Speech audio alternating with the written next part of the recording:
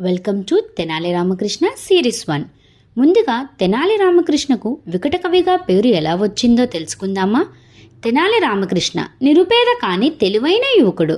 కాళికాదేవి భయంకరమైన కానీ దయామురాలైన దేవత.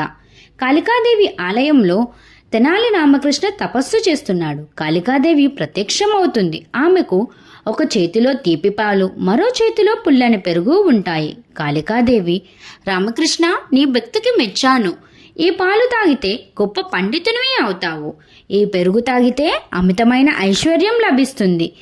ఏదో ఒకటి మాత్రమే కోరుకు. రామకృష్ణ కాసేపు ఆలోచిస్తాడు.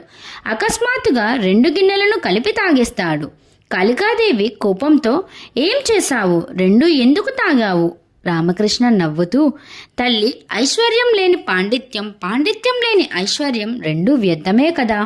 అందుకే రుచి కోసం 2 కలిపి తాగాను. కాళికాదేవి శాంతించి నవ్వుతూ, నీ సమయస్ఫూర్తికి మెచ్చాను. నువ్వు లోకంలో వికట కవిగా పేరు పొందుతావు. నీ తెలివితేటలతో రాజుల మనసులను గెలుచుకుంటావు అని ఆ తల్లి చెప్పగా తెనాలి రామకృష్ణకు వికట కవిగా పేరు అలా వచ్చింది. Stay tune for the next video.